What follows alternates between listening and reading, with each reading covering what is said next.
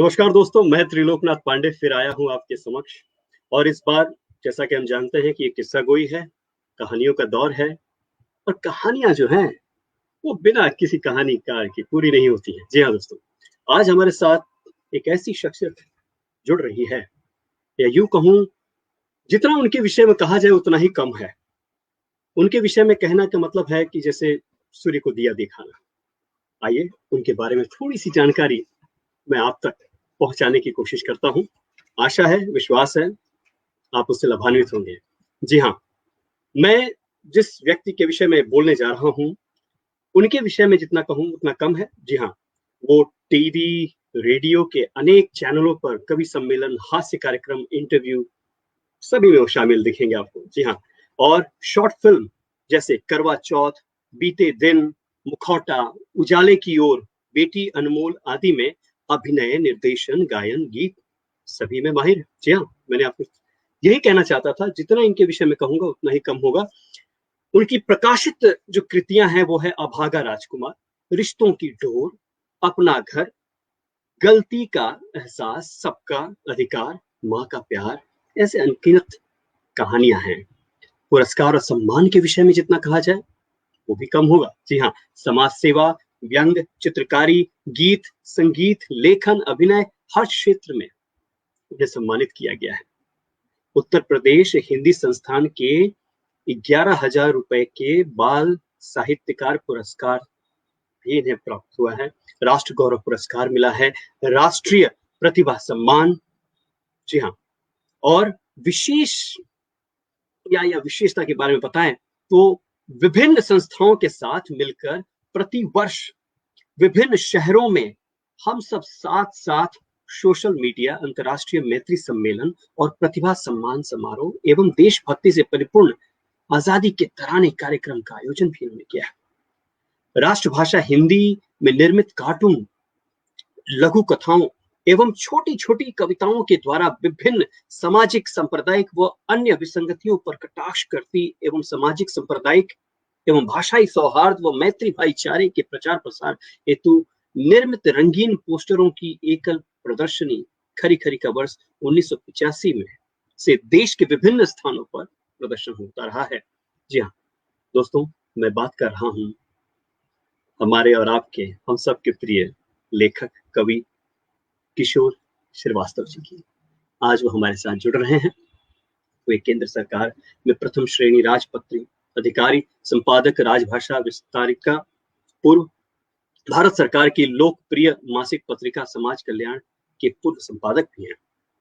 और रुचियां हैं उनकी गीत, संगीत, कविता, साहित्य लेखन, चित्र, व्यंग्य, चित्रकारी, मंचीय हास्य, बच्चों के लिए कार्यशाला, अभिनय और लघु फिल्म निर्माण।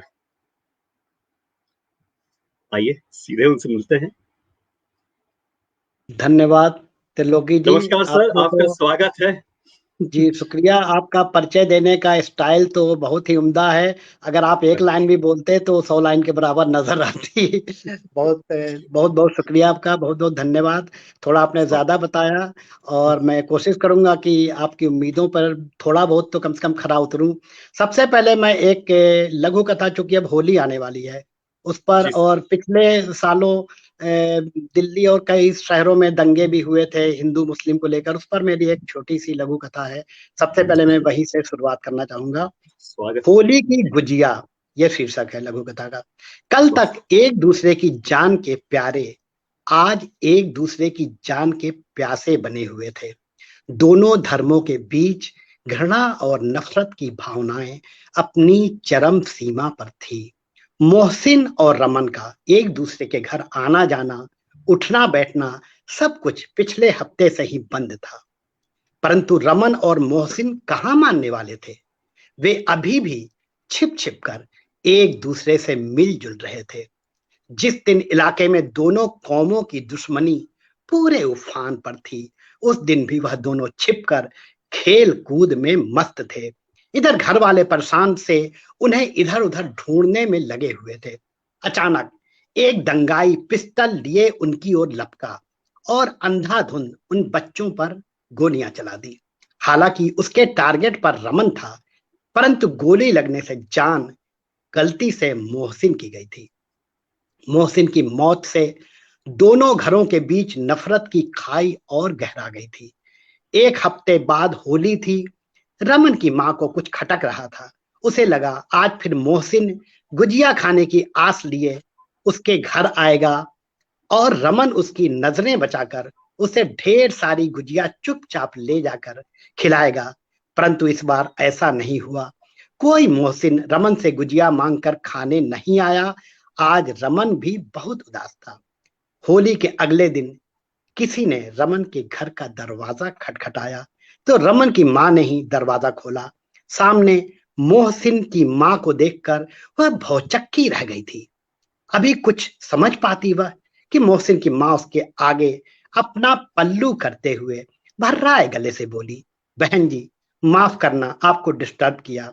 दरअसल कल रात मोहसिन मेरे सपने में आया था और आपके घर की गुजिया खाने की ख्वाहिश जता रहा था। अगर आपके पास दो चार गुजिया बची हो तो प्लीज मुझे दे दें। आपका बहुत एहसान होगा। मैं गुजिया मोहसिन की कब्र पर जाकर रख आऊंगी। शायद उसकी रूह को कुछ सुकून मिल जाए और गुजिया की मिठास दोनों कौमों में घुली जहर को भी धो डाले। मोहसिन की मां की बातें सुनकर रमन की मां की आंखें भर आई थी। उसकी गुजिया आगे बढ़ाते हुए रमन की मां ने मोहसिन की मां की तरफ उसको गले से लगा लिया था और दोनों धर्मों के बीच जो नफरत की दीवार खिंची हुई थी भरभरा कर गिर गई थी। ये होली की गुजिया लघु कथा थी। और बहुत बेहतरीन।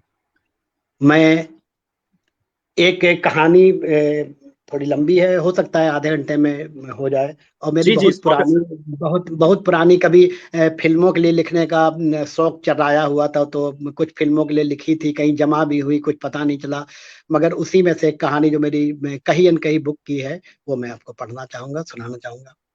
आज बहुत पत्नी ने उसे सख्त हिदायत और अपना व बच्चों का वास्ता देकर उसे ऑफिस से लौटते समय शहर के प्रसिद्ध डॉक्टर शर्मा के नर्सिंग होम में दिखाकर आने को कहा था।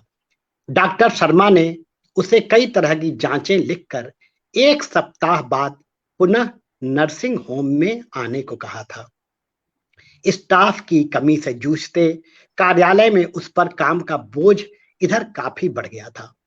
1 वर्ष पहले बड़े बाबूजी शर्मा जी जो रिटायर हुए थे, तब से वह पोस्ट खाली पड़ी थी।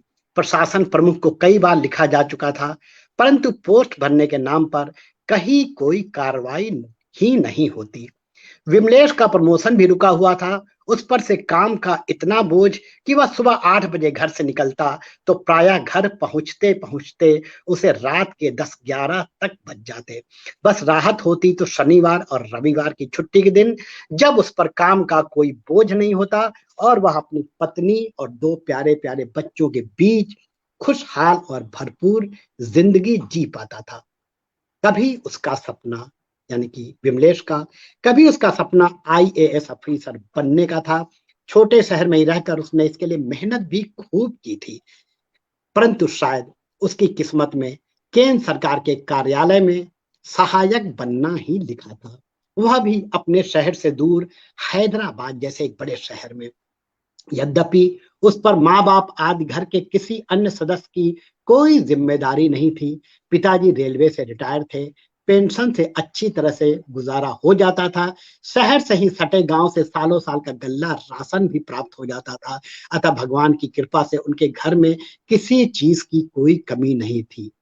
छोटा भाई किशनवीर शहर में नौकरी से लगा हुआ था और बड़ी दीदी अपने पति व बच्चों के साथ लखनऊ में सेटल हो गई थी। जीजा जी भी अच्छी वाली पोस्ट पर थे और दीदी को भी किसी तरह की कोई कमी नहीं थी। बस दिक्कत थी तो उसके साथ कहीं ना कहीं कुछ तो करना ही था। यही सोचकर उसने हैदराबाद जैसे दूर दराज क्षेत्र में 10 वर्ष पहले सहायक के पद पर अपना चयन होने पर अनमने ढंग से ही सही नौकरी ज्वाइन कर ली थी। उसने सोचा था इस नौकरी के साथ ही साथ वह आगे भी बड़ी नौकरी के लिए कंपटीशन की तैयारी करता रहेगा, परंतु घर गृहस्थी के चक्कर में और नौकरी की व्यस्तता में देखते ही देखते 10 वर्ष कैसे निकल गए उसे पता ही नहीं चला और वह आगे बढ़ने का कोई अन्य रास्ता तलाश ही नहीं कर पाया। हैदराबाद में उसने एक काम जरूर अच्छा किया था, वह था अपने लिए 2 BHK का एक फ्लैट लेना। यद्यपि यह काम उसके लिए इतना आसान नहीं था, परंतु कुछ पैसा घर से मिल जाने और कुछ बैंक लोन ले लेने के कारण उसका काम कुछ आसान हो गया था। यह बात और थी कि घर का लोन चुकाने, फंड जमा करने, बच्चों की पढ़ाई और राशन आदि के खर्च के बावजूद बचत के नाम पर उसके पास बहुत कम ही धन बच पाता था। यदि कभी कुछ बचता भी तो उसका कुछ हिस्सा कभी कभार उनके गृह नगर आने जाने में ही निकल जाता। वह तो ऊपर वाले की मेहरबानी थी कि उसे अत्यंत सुंदर, सुशील, सुसंस्कृत और गैर महत्वाकांक्षी पत्नी और ऐसे ही बच्चों का साथ मिला था जो उसकी सीमित आय और चाहतों के बीच भी हर तरह से खुश रह लेते थे। पत्नी उसे बेइंतहा प्यार करती थी। वह आधुनिक जमाने की होकर भी उसके लिए किसी सीता या सावित्री से कम नहीं थी। विमलेश बेशक अपनी व्यस्तताओं के बीच उस पर पर्याप्त ध्यान नहीं दे पाता था, परंतु क्या मजाल जो शीला का ध्यान उस पर से हट जाए। वो उसकी कार्यालयी व्यस्तताएं भी अच्छी तरह से जानती थी। इधर ऑफिस से घर आने पर उसे थका थका देखकर वो उसका और भी अधिक ध्यान रखने लगी थी। वह उससे कई बार कह चुकी थी कि वह थोड़ा समय निकालकर सरकारी स्वास्थ्य सेवाओं का लाभ उठाए, परंतु विमलेश के पास इसका समय ही कहाँ था।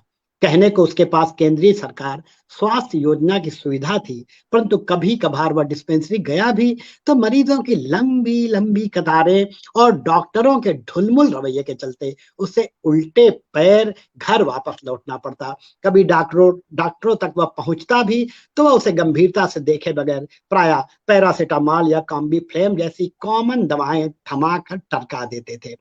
परंतु आज पत्नी की सख्त हिदायत और अपनी व बच्चों की कसम देने पर उसे ऑफिस से वापस लौटते समय डॉक्टर शर्मा के नर्सिंग होम में जाना ही पड़ा था।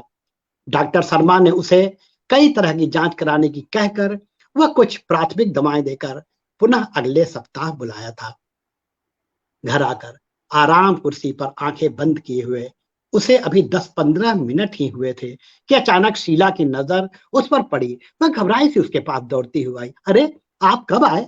क्या दरवाजा खुला हुआ था? कॉल बेल की आवाज भी नहीं आई? किसने खोल रखा था दरवाजा? ये बच्चे भी, उफ।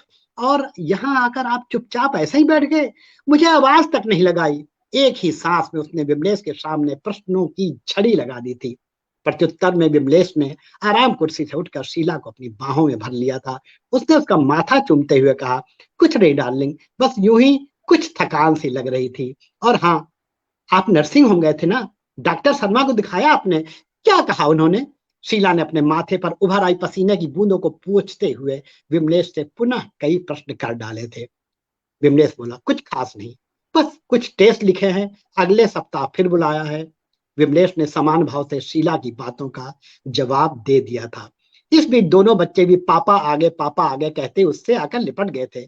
शीला ने विमलेश व बच्चों से कहा, आप लोग हाथ मुंह धोकर आए, मैं खाना लगाती हूँ। और इसके साथ ही चारों डाइनिंग टेबल पर खाना खाने बैठ गए थे। रात को सोते समय शीला ने एक बार फिर विमलेश से कामकाज के साथ साथ अपनी सेहत पर ध्यान देने का विनम्र अनुरोध किया। विमलेश ने उसके अनुरोध पर अपनी सहमत जताते हुए उससे उसकी सेहत के बारे में ज्यादा परेशान न होने की सलाह दी। रात के 12 बज चुके थे। शीला विमलेश से लिपट कर नींद की आगोश में समा चुकी थी, परंतु विमलेश की आंखों से नींद अभी भी कोसों दूर थी। काफी देर तक जागने के बाद अंततः उसे 2 बजे के करीब नींद आ ही गई और वह पल भर में ही जोर जोर से खर्राटे लेने लगा था। सुबह जब उसकी नींद खुली तो उसने शीला को बिस्तर से गायब पाया। शीला नित्य कर्म से निपटकर पूजा घर में प्रातःकालीन पूजा की तैयारी में व्यस्त थी। विमलेश बेडरूम से बाहर निकलकर सीधे पूजा घर में घुस गया था और उसने पीछे से शीला को अपनी बाहों में भर लिया। अरे अरे, ये आप क्या कर रहे हैं? पूजा तो कर लेने दीजिए। और आप भी पूजा घर में ऐसे ही घुस आए?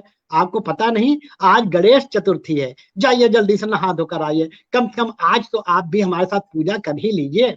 शीला ने उसे अपने आप से दूर करते हुए यह कहा था। विमलेश ने बच्चों के बारे में पूछा तो शीला ने बताया कि बच्चे बाथरूम में हैं और उसके साथ ही शीला आरती का थाल सजाने बैठ गई थी। विमलेश भी पूजा घर से निकलकर सीधे नहाने धोने में व्यस्त हो गया था। शीला की दिनचर्या में सुबह उठने के पश्चात झाड़ू पोछा, रसोई का काम और पूजा पाठ आज सभी कुछ शामिल था। विमलेश की व्यस्तता के चलते घर के बाहर के कार्यों की जिम्मेदारी भी प्रायः उसी पर रहती। इधर सब्जी, राशन का सामान, बिजली पानी का बिल भरना भी सब उसी के जिम्मे आ गया था। इससे उसकी व्यस्तता का सहज ही अंदाज लगाया जा सकता था। बच्चे स्कूल से आकर होमवर्क व ट्यूशन में व्यस्त हो जाते, अतः उनकी व्यस्तताओं को देखते हुए शीला उनसे भी घर बाहर के कोई काम करने को नहीं कह पाती थी।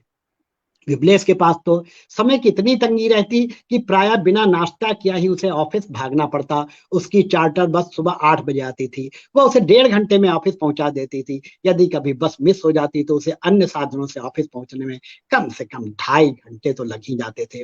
आज उसे स्वास्थ्य संबंधी विभिन्न टेस्ट कराने के लिए पैथोलॉजी क्लिनिक भी जाना था। इसके लिए उसने आधे दिन की छुट्टी ले रखी थी। घर से निकलते समय एक बार फिर से शीला ने उससे सभी टेस्ट आज अच्छी तरह से कराने का अनुरोध किया और विमलेश उसके माथे को चूमते व स्वीकृति में सिर हिलाते हुए घर से बाहर निकल गया था। टेस्ट कराने के पश्चात जब वह ऑफिस पहुंचा तो पता चला कि उसकी टेबल पर कोई अर्जेंट काम उसका इंतजार कर रहा है। इसी बीच उप निदेशक महोदय ने भी उसे बुला लिया था। चपरासी को बुलाकर उसने उससे एक गिलास पानी मंगवाया और फिर गले को तर कर वह सीधे उपनिदेशक श्री शर्मा जी के कमरे में घुस गया था। आओ विमलेश, मैं तुम्हारा इंतजार कर रहा था। तो क्या बात है, आजकल तुम बहुत थके थके से लगते हो। कोई यह भी कर रहा था कि तुम कुछ जांच कराने गए हो। शर्मा जी ने उससे कुर्सी पर बैठने का इशारा करते हुए उसके सामने प्रश्नों की झड़ी लगा दी थी। जी सर, कुछ प्रॉब्लम है। डॉक्टर के कहे अनुसार कुछ टेस्ट कराने जरूरी थे, सो आज जाना पड़ा था। उसके माथे पर पसीने की बूंदें चुहचुहा आई थी। शर्मा जी ने उसे एक फाइल पकड़ाते हुए कहा, देखो विमलेश, अभी तुम यंग हो, तुम्हें अपने स्वास्थ्य का पूरा ध्यान रखना चाहिए। और हाँ, यह कुछ अर्जेंट है, हो सके तो शाम तक इसे निपटाने के बाद ही ऑफिस से निकलना।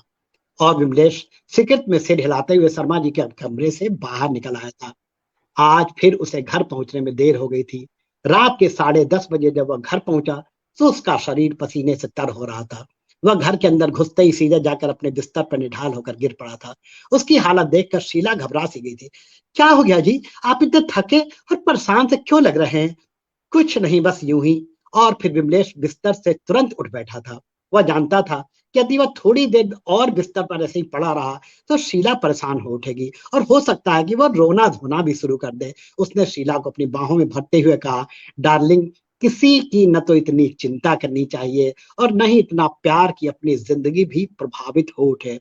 अरे, यह आज आपको क्या हो गया है? आप ऐसी बातें क्यों कर रहे हैं? शीला कुछ परेशान सी होती हुई बोली, नहीं, ऐसी कोई बात नहीं। देखो, तुम हर वक्त मेरी इतनी चिंता करती हो ना कि तुम्हारे सिर के बाल असमय ही सफेद होने लगे हैं। विमलेश ने उसके माथे के सफेद बालों को अपनी उंगलियों से नचाते हुए उससे कहा, "हं, आप मेरे बालों की फिक्र छोड़िए, उन्हें सफेद होने दीजिए, पर अपनी सेहत का ध्यान रखिए।" और इसके साथ ही शीला की आंखों में आंसू की बूंदें डबडबा आई थी। विमलेश ने उसे अपनी बाहों में भर लिया था। रात को सोते समय भी काफी देर तक शीला विमलेश की सेहत के बारे में सोचती रही। अपने स्वास्थ्य के प्रति शीला की जरूरत से ज्यादा गंभीर होते देख विमलेश भी चिंता में पड़ गया था। विमलेश जानता था कि वह जितना शीला से प्यार करता है, शीला उससे कहीं अधिक उससे प्यार करती है। वह उसके बगैर एक पल भी नहीं रह सकते और ऐसी हालत में खुदा न खास्ता यदि उसे कहीं कुछ हो गया तो शीला पर तो न जाने क्या बीतेगी। नहीं नहीं, वह कभी ऐसा नहीं होने देगा। शीला को उसके बाद भी जीना होगा, अपने लिए और अपने बच्चों के लिए भी। अचानक मन में यह सब बुदबुदाते हुए वह बिस्तर से उठ बैठा था। शीला भी उसके साथ ही घबराते हुए उठ बैठी थी। आज देर तक दोनों एक दूसरे को आगोश में समाये जागते रहे थे। इसी बीच विमलेश ने शीला से एक प्रश्न किया, शीला, यदि मुझे कुछ हो गया तो तुम क्या करोगी? अरे, आज यह आप ऐसी बेतुकी बातें क्यों कर रहे हैं? आपको भला कुछ क्यों होने लगा? जो कुछ होना है वह मुझे ही होगा। शीला, जज्बातों में मत बहो और सच सच बताओ कि यदि मुझे कहीं कुछ हो गया तो तुम क्या करोगी? शीला बोली, इससे पहले कि आपको कुछ हो मैं अपनी जान दे दूंगी। नहीं नहीं शीला, नहीं, ऐसा मत कहो। तुम्हें जीना होगा, अपने लिए भी और अपने बच्चों के लिए भी। यह कहते हुए विमलेश ने शीला के होठों पर अपनी उंगली रखकर उसे आगे कुछ भी बोलने से रोक दिया था। विमलेश ने बेशक शीला की जुबान को रोक दिया हो, परंतु सच तो यही था कि शीला उसके बगैर एक पल भी जिंदा रहने वाली नहीं थी। इतने सालों के साथ मैं वह शीला के बारे में इतना ही कुछ जान समझ पाया था। उसे याद था पिछले साल दाढ़ी बनाते समय जब ब्लेड से उसका गाल थोड़ा सा कट गया था और त्वचा से खून बहने लगा था, तब वह घबरा कर बेहोश ही हो गई थी। बेहोशी से उठकर भी वह घंटों उसके गाल को सहलाते हुए रोती रही थी।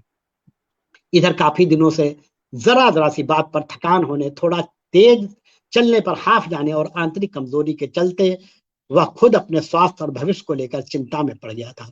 अपने से कहीं अधिक उसे अपने बीवी बच्चों की चिंता थी। वह नहीं चाहता था कि उसे कुछ हो और उसके बीवी बच्चों को बुरे दिन देखने पर मजबूर होना पड़े। आज वह इसी आशा के साथ अपनी जांच रिपोर्ट लेकर डॉक्टर शर्मा के नर्सिंग होम पहुंचा था कि उसके स्वास्थ्य को लेकर उसे कुछ बेहतर परामर्श देंगे और कमजोरी से उसे निजात दिलाएंगे। पर उसका सोचना व्यर्थ गया। डॉक्टर शर्मा उसकी रिपोर्ट देखकर अत्यंत गंभीर हो उठे थे। उनके चेहरे के भाव देखकर वो स्वयं भी परेशान हो उठा था। लगभग आधे घंटे की जांच पड़ताल के पश्चात जब वह डॉक्टर शर्मा की दी हुई दवाई लेकर उनके नर्सिंग होम से बाहर निकला, तब उसके कदम लड़खड़ा से रहे थे और उसका मन बुझा बुझा सा था। रास्ते भर उसके मन मस्तिष्क में अपने जीवन को लेकर एक द्वंद सा चलता रहा। अचानक उसके मन ने एक निर्णय लिया। उसने अपने आप को समान करने की कोशिश की।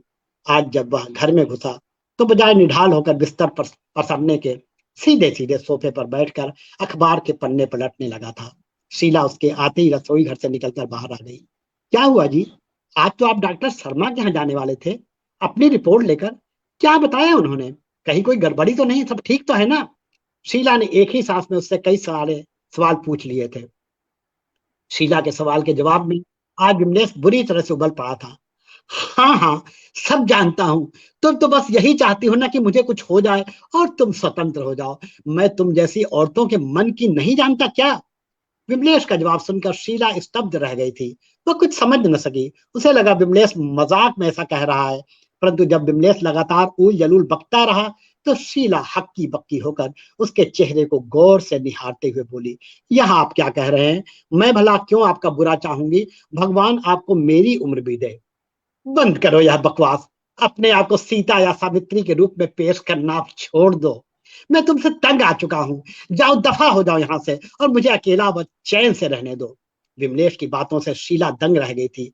शादी के इतने वर्षों बाद यह पहला अवसर था जब विमलेश ने उस पर इस तरह के आरोप लगाते हुए ऐसी खरी खोटी बातें सुनाई थी और उस पर अपना अविश्वास जताया था। उसकी आंखों से झरझर आंसू बहने लगे थे और वह आकर पलंग पर औंधी पसर गई थी। आज वह देर रात तक सुबकती रही थी, परंतु उसकी आंखों में कभी आंसू की एक बूंद न देख पाने वाला विमलेश आज बुत बना उसे घंटों रोते कलपते यूं ही देखता रहा था। उस दिन के बाद से शीला को आए दिन विमलेश विमलेश की उपेक्षा और नाराजगी से दो चार होना पड़ता। और उस दिन तो हद ही हो गई जब सुबह ऑफिस जाते समय नाश्ता देर से मिलने पर विमलेश ने उस पर हाथ ही उठा दिया था। विमलेश के पैर पटकते हुए ऑफिस चले जाने पर आज वह फिर घंटों बिस्तर पर पड़ी सुबकती रही थी। उसने दिन भर एक बूंद पानी भी नहीं पिया। आज दिन भर शीला विमलेश के इस बदले हुए रूप का कारण तलाशती रही थी, परंतु उसकी समझ में कुछ भी नहीं आ रहा था। उसके इस बदले व्यवहार का कारण वह जानना चाहती थी, परंतु पति को सदा पति परमेश्वर मानने वाली और कोई ऐसी वैसी बात कर उसका जी न दुखाने वाली शीला अभी भी उसकी मान मर्यादा के खिलाफ कोई बात कर उसे अपसेट नहीं करना चाहती थी।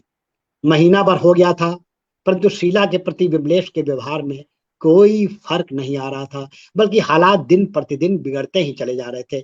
न बीवी बच्चों से कोई आत्मीयता, न इधर उधर की कोई बातचीत। कोई उससे किसी बारे में कोई पूछता भी तो या तो चुप रह जाता अथवा ऐसा उपेक्षापूर्ण जवाब देता कि सामने वाले को ही चुप रह जाना पड़ता। बच्चों के साथ भी उसका व्यवहार अब पहले जैसा नहीं रह गया था। घर में सभी उसके इस व्यवहार से दुखी व परेशान थे।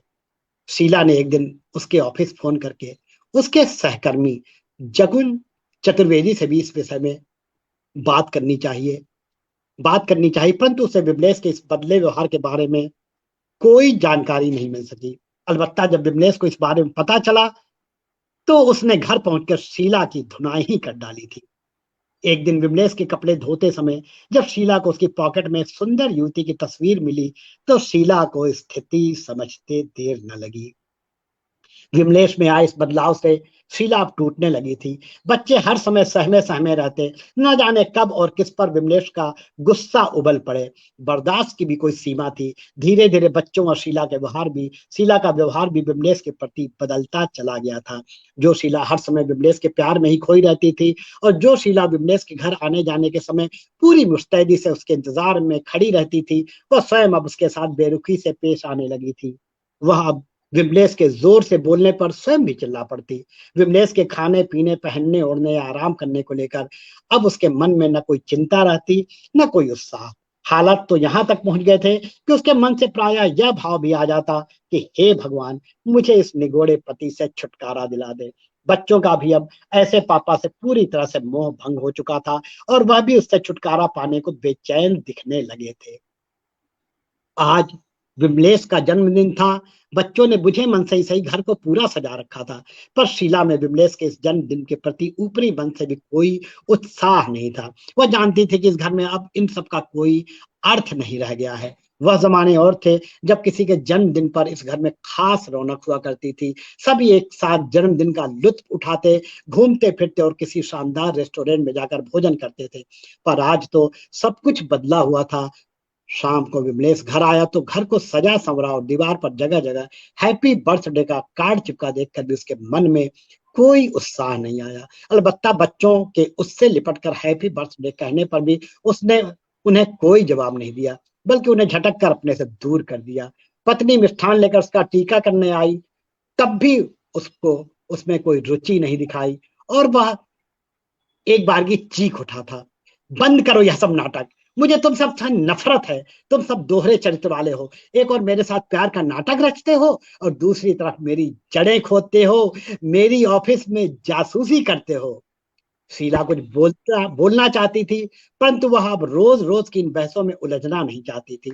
अतः चुपचाप जमीन पर पड़ी थाली को उठाकर वो अपने कमरे में चली गई थी। बच्चे भी बिना कुछ कहे सुने अपने अपने कमरों में जाकर दुबक गए थे। आज शीला ने विमलेश से खाने के लिए भी नहीं पूछा था। विमलेश भी थोड़ी ही देर में बैठक में रखे दीवान पर खर्राटे भरने लगा था। आज पुनः शीला रात भर अपने भाग्य को कोसते हुए विमलेश को बद्दुआएं देती रही और ईश्वर से उससे छुटकारा पाने की बार बार प्रार्थना करती रही। अब वह अपना शेष जीवन विमलेश जैसे व्यक्ति के साथ एक पल भी नहीं गुजारना चाहती थी।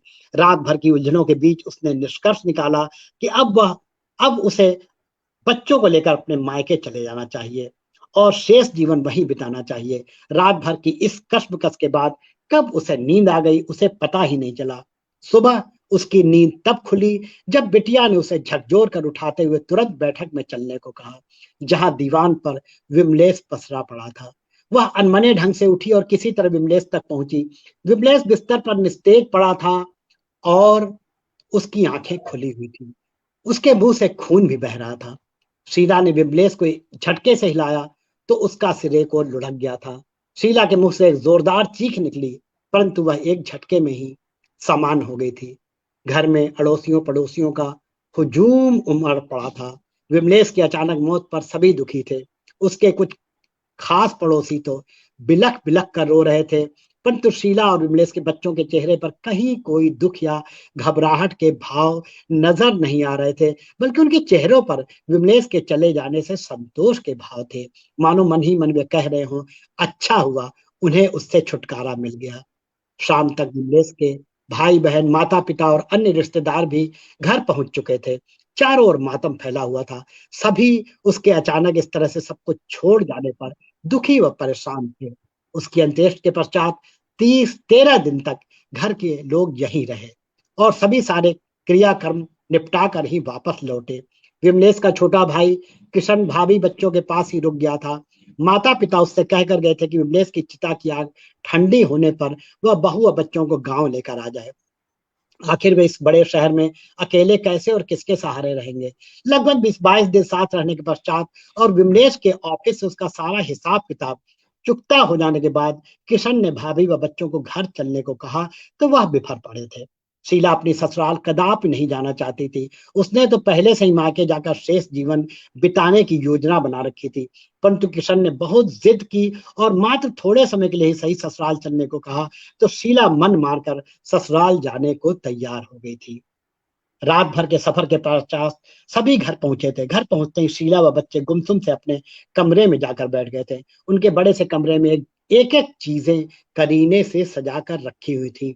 बड़ा सा दीवान, सोफा सेट, एक छोटा सा मंदिर और दीवार पर टंगी विमलेश की मुस्कुराती हुई बड़ी सी तस्वीर और उसके साथ ही विमलेश का हंसता खिलखिलाता पारिवारिक चित्र। शीला ने एक नजर उन सब पर डाली और फिर तत्काल ही उसने अपनी नजरें फेर ली थी। विमलेश की जिस तस्वीर को कभी वह घंटों निहारती रहती थी, आज उस पर एक पल को भी उसकी नजरें नहीं टिक रही थी। आज तो उसे यह घर, उसका अपना कमरा भी पूरी तरह से काट रहा था। रात के 9 बजे खाना आया तो सभी न चाहते हुए भी भूखे होने के कारण उस पर टूट पड़े थे। खाना खा चुकने के काफी देर बाद जब बच्चे सो गए, तब भी किशन भैया भाभी के कमरे में ही बैठा रहा। वह बराबर शीला को निहारे जा रहा था और अंततः कुछ देर बाद वह शीला भाभी के कदमों में आकर बैठ गया था। शीला उससे कुछ पूछती इससे पहले ही वह बोल पड़ा था, भाभी, आपको भैया के इस तरह से अचानक चले जाने का कोई दुख तो नहीं होगा? बल्कि अब तो आप राहत की सांस ले रही होंगी। क्या? और कैसी राहत? शीला किशन के स्पर्श पर कुछ परेशान होते हुए बोल पड़ी थी। फिर उसने सोचा, पर किशन को कैसे मालूम कि मुझे विमलेश के जाने का कोई दुख नहीं है? क्या विमलेश ने किशन को सब कुछ बता रखा था? शीला अचानक बुदबुदा उठी थी। हाँ भाभी, भैया ने हमें सब कुछ बता रखा था। हमारी अक्सर फोन पर बातें होती रहती थी। वह और किसी से कुछ कहे या न कहे, मेरे साथ अपनी हर बात अवश्य शेयर करते थे। भाभी, अब भैया तो इस दुनिया में नहीं रहे, उनको तो जाना ही था, परंतु कुछ कही अनकही बातें जो आपको नहीं पता, वह बताए बिना मैं अपने आप को माफ नहीं कर सकूंगा। और इसके साथ ही किशन की आंखों में झरझर आंसू बहने लगे थे। शीला किंकर तब भी विमूढ़ सी किशन को निहारे जा रही थी। ऐसी कौन सी कही अनकही बातें जानने को रह गई हैं? शीला जानने को व्यग्र हो उठी थी।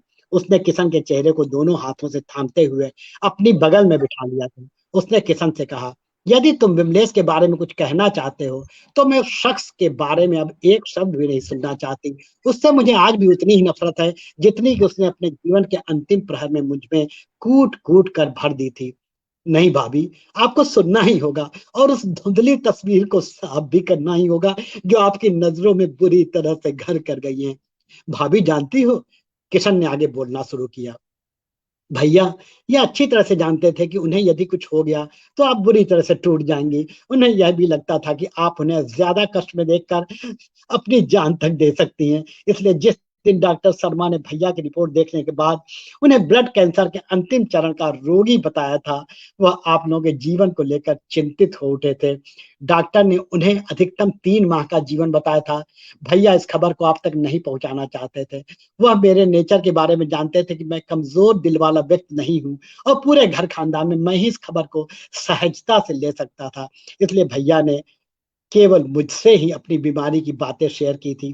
भैया इस खबर के आप पर पड़ने वाले असर से भिज्ञ थे, इसलिए उन्होंने आपको अचानक होने वाले किसी भी हादसे के प्रति पहले से ही तैयार करने की एक योजना बना डाली थी। भैया ने यह बात मुझे बताई थी कि आप भैया से बेइंतहा प्यार करती हैं और यदि कहीं भैया को वास्तविकता वास्तविक बीमारी की खबर आपको लग गई तो आप उनकी मृत्यु से पहले खुद मर जाएंगी। यही वजह थी कि भैया ने उसी दिन से आप सबके दिलों में अपने प्रति नफरत की भावना भरनी शुरू कर दी थी। आप लोगों को परेशान करने और आप सबके साथ उग्र रूप से पेश आने का उनका एकमात्र उद्देश्य यही था। निश्चय ही वह अपनी योजना में सफल हुए थे। पर भाभी, भैया ने मुझे कसम दे रखी थी कि मैं आपसे इस हकीकत के बारे में कभी भी कोई जिक्र न करूं, परंतु मेरे जो भैया आपसे बेइंतहा प्यार करते थे और आपके बगैर एक पल भी नहीं रह सकते थे, उनके प्रति आपके दिल में नफरत की यह आग मुझसे देखी नहीं जा रही थी।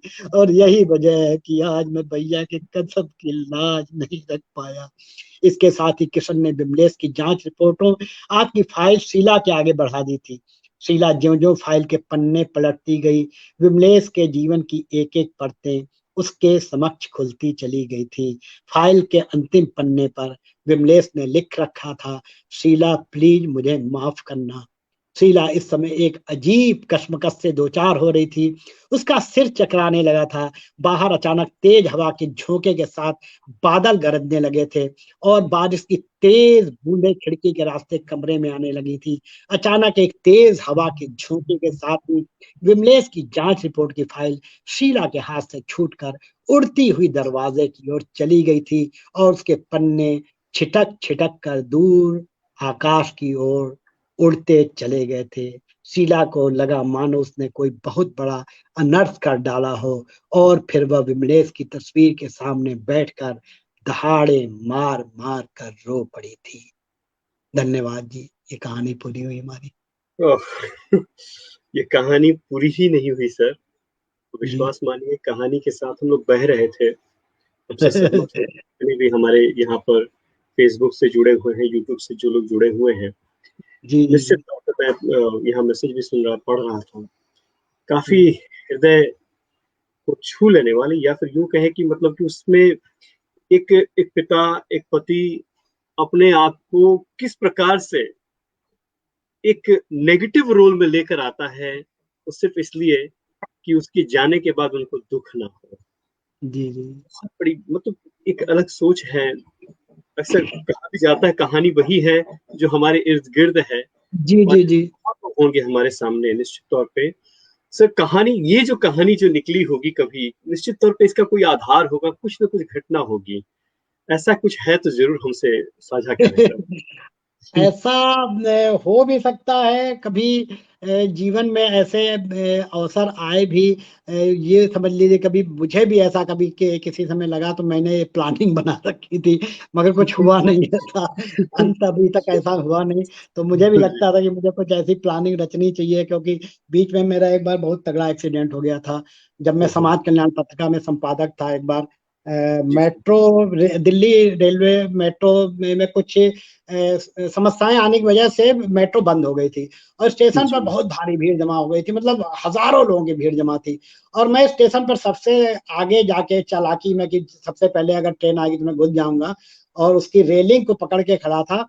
और जैसे ही ट्रेन आई तो मेरी सारी सारी चालाकी धरी रह गई और इतना जोर का धक्का हुआ कि मेरी ये पसलियां लोहे के ग्रिल से लग के चटक गई। और मैं ओहो, घर आया तो रात को मैंने दवा ववा लिया, काफी कुछ घरेलू उपचार में कुछ ज्यादा ही उपचार कर गया। उससे मुझे अल्सरेटिव कोलाइटिस हो गया। गर्म चीजें, ये हल्दी और ये सब लेके किसी ने कोई टॉनिक दे दिया, मतलब जो घरेलू उपचार जो नीम हकीम जी वाले जी थे जी जी सब जी किए। जी। एक पहलवान से भी इलाज कराया, तो ऐसी ही दवाई खा ली कि मुझे वो जो दर्द था वो तो गया ना गया, मगर मुझे अल्सरेटिव कोलाइटिस हो गया और उस ओहो, समय मैं मरणासन की स्थिति में आ गया था। तो जब मैं हॉस्पिटल में लगभग महीने भर एडमिट रहा, उसके बीच मेरा शुगर बढ़ गया, बीपी बढ़ गया, मतलब अनेक चीजें हो गई। और मेरी पत्नी उसने बहुत सेवा की, उसने मतलब ये समझ लीजिए कि उसने सावित्री बन के मुझे उस समय वापस खींचा, ऐसा मुझे लगा। तो मुझे जी यही बिल्कुल। लगता था कि कहीं मुझे कुछ हो गया तो मैं इस तरह की भूमिका बनाते बनाते कहानी दिमाग में आई थी, तो मैंने फिर ठीक तो हो गया, मगर मैंने कहा कभी काम आ जाएगी ये कहानी, नहीं नहीं तो नहीं, मैंने निश्चित उसको तौर पे सर लिखा। कहा भी जाता है, वही तो काफी भावुक हो जाता है आदमी। निश्चित तौर पे जी कहानियां हैं, और डॉक्टर मंजरी शुक्ला भी जुड़ी हुई हैं हमारे साथ, वो भी भावुक हो हाँ हाँ। जाती हैं कहानियों जी को जी पढ़ते वक्त, और स्वयं भावुक कवित्री है और कहानीकार है।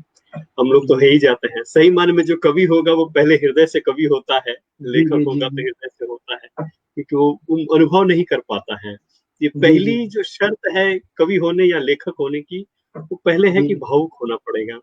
और जी बिल्कुल अगर आप में बिल्कुल। भावुकता नहीं है, सौहार्द नहीं है, तो निश्चित तौर पे आप कभी नहीं हो पाएंगे। हो जाएंगे परंतु उस तक नहीं पहुंच पाएंगे जैसे सर पहुंच रहे हैं हम तक, और इनकी जी रचनाएं जी जी पहुंच जी रही हैं। विश्वास जी मानिए जी सर, बहुत आनंद आ रहा था और बहुत कुछ सीखने को मिला है जीवन में। निश्चित तौर पे कहानी के मार्फत कहानियां बहुत महत्वपूर्ण है।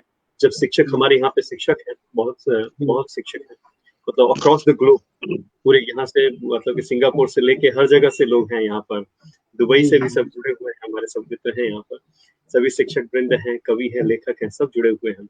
और जी मैं आप लोग से ही सीखता हूँ, हम सभी सीखते हैं कि कहानी लेखन जो है निश्चित तौर पे कला है, परंतु कला जी में निखार उसी वक्त होगी जब जी आप उसको भावना में पिरोएंगे। जी जी हाँ, जी वो जी चीज जी यहाँ पर निश्चित तौर से आपसे सीखने को मिल रहा है सर, और आपसे और सुनेंगे जी हम निश्चित तौर पे। जी बिल्कुल। हाँ सर, जी। तो अभी और कुछ समय है, सुनेंगे? समय है जी अपने बिल्कुल पास। सर। जी। जी बिल्कुल, आप तो सुनाते अब जी, मैं हम एक सुनने के लिए एक मैं तैयार। ऐसी ऐसी कहानी पढ़ना चाहूंगा, जो मैंने अब से लगभग 35-36 साल पहले जब कहानियां लिखना शुरू किया था, तब जी मैं सर। दैनिक जागरण में मैं काम करते हुए कार्टूनिस्ट था, वहाँ उप संपादक था। तब लिखी थी अरे और वाह! दैनिक जागरण में ही छपी थी कहानी, और ये कहानी बाद में पुरस्कृत भी हुई। हालांकि कहानी में कहीं कहीं नाटकीयता है उस समय के हिसाब से, पर मैंने जी, उसको ज्यों का त्यों ही रखा हुआ है, क्योंकि उस समय हम कैसे लिखते थे उससे मुझे पता भी चलता है। तो एक वाह! कहानी है साबिया का ब्याह। ये हिंदू मुस्लिम की मैत्री भाईचारे पर कहानी है। जो उस समय हम वाह! लोग एक अपना मूवमेंट भी चलाते थे मैत्री भाईचारे का, उसी पर है जी, जी। साबिया वाह! का ब्याह। मेरे ख्याल से 20 मिनट में पूरी हो जाएगी। मैं स्वागत ट्रेन से करता हूँ। उतरकर मैं ट्रेन से उतरकर भीड़ के साथ प्लेटफार्म के बाहर आ गया। बाहर बाबूजी कहाँ जाना है, बाबूजी कहाँ जाना है का शोर करते हुए कई रिक्शे टांगे वाले मेरे इर्द गिर्द इकट्ठे हो गए थे। इस शोरगुल के बीच मुझे ठीक उसी प्रकार का अनुभव हुआ जैसा अब से 20 वर्ष पूर्व इसी प्लेटफार्म के बाहर आकर हुआ था। वैसे तो इस शोरगुल के बीच कई प्रकार की सवारी गाड़ी वाले मंडरा रहे थे, परंतु 20 वर्ष पूर्व की बात याद आते ही मैं कब एक टांगे पर बैठ गया, इसका मुझे पता ही न चला। उन वर्षों, उतने साल पुरानी बातें जब मेरे ज़हन में आती गईं, तो मुझे याद आया कि 20 वर्ष पूर्व भी मैं इसी प्रकार से इस छोटे से कस्बे में आया था, और पहले पहल और आया था, पर पहले की तुलना में यह कस्बा अब काफ़ी दूर तक फैला नज़र आ रहा था। उस समय कस्बे में जहाँ पर खेत खलिहान और जंगल झाड़ हुआ करते थे, अब वहाँ जगह-जगह दुकानें, मकान दिखाई पड़ रहे थे। कस्बे में काफ़ी भीड़-भाड़ भी नज़र आ रही थी। रिक्शे, इक्का और तांगे के बीच इक्का-दुक्का टेम्पो व ऑटो वाले भी मंडरा रहे थे। ज़्यादा दूर की या अपने गंतव्य तक जल्दी पहुँचने की चाह रखने वाली सवारियाँ टेम्पो या ऑटो की तरफ भाग रही थीं। एक बार तो मेरा मन भी ऑटो में ही सवार होने को हुआ, परंतु न जाने किन यादों ने खींचकर मुझे इस टांगे पर बैठा दिया था, मुझे पता ही न चला। टांगे पर अपने गंतव्य की ओर बढ़ते हुए मैं अतीत की यादों में खो गया था। तब सलमान नामक एक टांगे वाले ने मेरी अगवानी की थी। उसने मुझे देखते ही कहा था, साहब, मेरा नाम सलमान है। मैं इस शहर के पुराने टांगे वालों में से एक हूँ। आप फिर कभी भले ही मेरे टांगे पर न बैठना, परंतु आज एक बार अवश्य बैठ जाओ, आपका बड़ा भला होगा। मैंने जब हंसकर उससे इसका कारण पूछा था, तब वह कुछ सकुचाते हुए बोला था, साहब, बस थोड़े ही दिनों में मेरी बेटी साबिया का निकाह होने वाला है। मैं चाहता हूँ कुछ पैसे इकट्ठे हो जाएं, ताकि सब कुछ अच्छी तरह से निपट जाए और बिरादरी में मेरी नाक सलामत रहे, बस। सलमान की बातें सुनकर मैं आश्चर्य से बोला, क्या मेरे एक बार तांगे पर बैठने से ही तुम अपनी बेटी साबिया के लिए पैसे इकट्ठे कर लोगे? प्रत्युत्तर में वह बोला था, नहीं साहब, ऐसी बात नहीं है। साबिया के लिए पैसे तो मैं कई सालों से जुटा रहा हूँ, पर साहब, दरअसल आज लड़के वाले मेरी साबिया को देखने आ रहे हैं, अतः मैं कुछ ज्यादा कमाई कर लेना चाहता हूँ, ताकि उनके स्वागत सत्कार में कोई कमी न रह जाए। सलमान की बातें मुझे खासी दिलचस्प लगी। उसकी बातों में खोया हुआ मैं कब अपने गंतव्य तक पहुंच गया, मुझे पता ही न चला। अचानक सलमान ने तांगा रोकते हुए कहा, अरे साहब, आप कहाँ खो गए? आपकी जगह तो आ गई। मैंने अपना ध्यान पुनः सलमान की ओर खींचा और जेब से 20 का एक नोट निकालते हुए उसकी तरफ बढ़ा दिया था। सलमान ने उसमें से 5 रुपए वापस करते हुए मुझसे कहा, साहब, गरीब की कोई बात बुरी लगी हो तो माफ करना। और इसके साथ ही उसने मुझे सलाम करते हुए अपना तांगा फिर से स्टेशन की ओर मोड़ दिया था। मैं भी सलमान के सलाम का जवाब देते हुए उससे फिर मिलने का वादा करते हुए आगे बढ़ गया था। उस कस्बे में रहते हुए मेरी मुलाकात यदा कदा सलमान से होती ही रहती थी। प्रायः इधर उधर कहीं जाने के लिए मैं उसका तांगा इस्तेमाल करता। कई बार तो वह कहीं रास्ते में मुझे पैदल जाते देख लेता, तो जबरदस्ती तांगा रोककर मुझे उसमें बैठा लेता। कभी कभी तो मेरे कारण वह अन्य सवारियों तक की परवाह न करता और उन्हें छोड़कर मेरी ओर लपक लेता।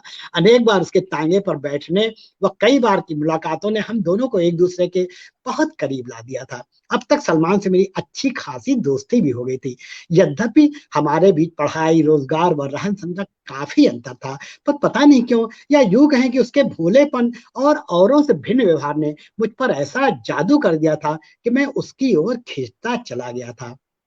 धीरे धीरे हमारी दोस्ती दो मुंह बोले भाइयों के रिश्ते में बदल गई थी। अब जब भी वह मुझसे कहीं मिलता, मुझे अपने छोटे भाई के रूप में ही संबोधित करता। वह किसी से मेरा परिचय भी कराता तो छोटे भाई के रूप में ही कराता। इसके बावजूद वह मुझे पूरी इज्जत भी देता और मुझे साहब के रूप में ही संबोधित करता। वह जब भी मुझसे मिलता, सलाम साहब कहते हुए मुझे जबरन अपने तांगे पर बैठा लेता। कभी कभी वह मुझे चाय पिलाने के लिए विशेष आग्रह करके अपने घर भी ले जाता था। और जब मैं उसके घर पहुंचता था, तब घर की औरतें तुरंत दरवाजे पर टंगे इकलौते और फटे हुए पर्दे की ओट में छुप जाती थी। शायद वह जीर्ण शीर्ण पर्दा ही उनकी इज्जत आबरू का इकलौता सहारा था। सलमान अपने घर की दशा पर कुछ झेपते हुए बोलता, क्या बताऊं साहब, एक ही कमरा है। सोचता हूँ साबिया को दुल्हन बनाकर इस घर में एक आध कमरा और बनवा लूं, दो चार कुर्सियां भी खरीद लूं, ताकि घर कुछ जचने लगे और आप जैसे साहब लोगों को यहाँ बैठने में कोई दिक्कत ना हो। एक बार ईद के अवसर पर अपने घर में मेरी और समय की कटोरी बढ़ाते हुए सलमान मुझसे बोला था, साहब आप तो ब्राह्मण ठहरे, फिर भी मेरे जोर देने पर हमारे घर का बना खा पी लेते हो। कहीं आपको मैं इस तरह से जबरन कुछ खिला पिला देता हूँ तो आप इसका बुरा तो नहीं मानते हैं, या इससे आपका धर्म तो खराब नहीं होता है। उसकी इस बात पर मैं कुछ बौखला सा गया था। मैंने उसे समझाते हुए कहा था, देखो सलमान, फिर कभी ऐसी बातें अपनी जुबान पर मत लाना, वरना मैं समझूंगा कि तुम इंसान को उसकी इंसानियत से नहीं बल्कि धर्म से पहचानते हो। उस दिन मेरी इस बात पर उसने अपनी टोपी उतारकर मेरे पैरों पर रख दी थी और क्षमा याचना के अंदाज में काफी देर तक मेरा पैर पकड़कर बैठा रहा था। कभी कभी मुझे सलमान की बातों पर तरस तो आता ही, हंसी भी खूब आती थी। प्रायः मैं उसकी पारिवारिक हालत और बेटी के विवाह के इंतजाम के लिए उसकी जद्दोजहद करते देखता उसको, तो मेरा मन पसीज जाता था। मैंने उससे एक आध बार मदद की पेशकश भी की, पर वह नहीं माना। गरीब होने के बावजूद वह काफी स्वाभिमानी था। वो अपनी मेहनत की कमाई से ही घर चलाना चाहता था और साबिया का विवाह भी बिना किसी की मदद लिए ही करना चाहता था।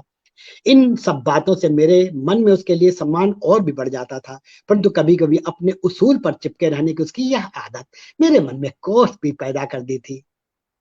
सलमान ने साबिया के निकाह और घर को बड़ा बनवाने का सुंदर सपना देखा था, परंतु सपने तो सपने ही होते हैं। सलमान का सपना भी सपना बनकर ही रह गया था। उस दिन सुबह सुबह ही वह मेरे घर आकर बोला था, साहब आज शाम को लड़के वाले साबिया की मुंह दिखाई की रस्म अदा करने आ रहे हैं। साहब यदि सब कुछ सही सही से निपट गया तो मैं इसी माह साबिया का निकाह भी कर दूंगा। शाम को आपको भी घर आना है साहब। मैं तो ठहरा निपट गंवार, पर आप तो काफी पढ़े लिखे और समझदार हैं, सब कुछ आपको ही संभालना है। सलमान के मुंह से खुशी का यह समाचार सुनकर मैंने उसका माथा चूम लिया था और उसने भी मुझे अपनी छाती से लगा लिया था। परंतु शाम को जब मैं अपने ऑफिस से पैदल ही सलमान के घर की ओर जा रहा था, तभी अचानक एक और हो रहे शोर को सुनकर ठहर गया। शोर के नजदीक पहुंचने पर मैं सलमान को कुछ रईस जादों से पिटते देखकर दंग रह गया। सलमान जैसे ईमानदार और शरीफ व्यक्ति को इस तरह बेरहमी से पिटता देखकर मुझसे रहा नहीं गया और मैं उसके बचाव में उन सबके बीच में कूद पड़ा था। मुझे देखते ही सलमान की आंखों में मानो नई ज्योति आ गई हो। वह मेरे पैरों पर गिरकर गिड़गिड़ाने लगा, साहब मुझे बचा लो, मुझे अभी घर पहुंचना है। साबिया के ससुराल वाले घर आ चुके होंगे। ये लोग खाम खा मुझ पर चोरी का इल्जाम लगाकर मुझे परेशान कर रहे हैं। इन साहबों का रुपयों से भरा बैग कहीं खो गया है, इसमें मेरा क्या कसूर। बिना वजह के ये लोग मुझे मारे जा रहे हैं और घर भी नहीं जाने दे रहे। भला बताओ साहब, मैंने आज तक कभी चोरी की है, किसी सवारी के पैसे रुपए चुराए हैं? सलमान अपनी ईमानदारी का प्रमाण देने के लिए कभी अपनी कमीज की जेब पलट कर दिखाता, तो कभी अपनी लुंगी की गांठ खोल कर दिखाता। मुझे यह तो मालूम था कि साबिया की शादी के कारण उस समय सलमान को पैसों की सख्त जरूरत थी, परंतु पैसों के लिए सलमान चोरी करेगा, यह मैं सपने में भी नहीं सोच सकता था। मैंने जब उसके साथ मारपीट कर रहे लोगों को समझाने की कोशिश की, तो वो और भी भड़क उठे थे। सलमान को हमारे सामने गिड़गिड़ाता व सफाई देता देखकर उनमें से चीखा, यह साला इसका मौसेरा भाई लगता है, इसको भी पकड़ो और मारो साले को। और फिर क्या था, देखते ही देखते हुए सभी सलमान को एक और धक्का देकर मुझ पर ही टूट पड़े थे। थोड़ी देर तक चारों तरफ से घूसे लात और लाठियों की बौछारें होती रही। अचानक एक जोर की लाठी मेरे सिर पर पड़ी और मैं चीख कर जमीन पर गिर पड़ा था। अत्याचारियों की दंदनाती लाठियों के बावजूद वह सलमान अपनी जगह से हिला तक नहीं था। वह मेरे छाती पर आकर पसरा रहा था और मैं डंडे खाता रहा था। अचानक मेरा सिर चकराने लगा और मैं बेहोश होकर एक ओर लुढ़क गया था।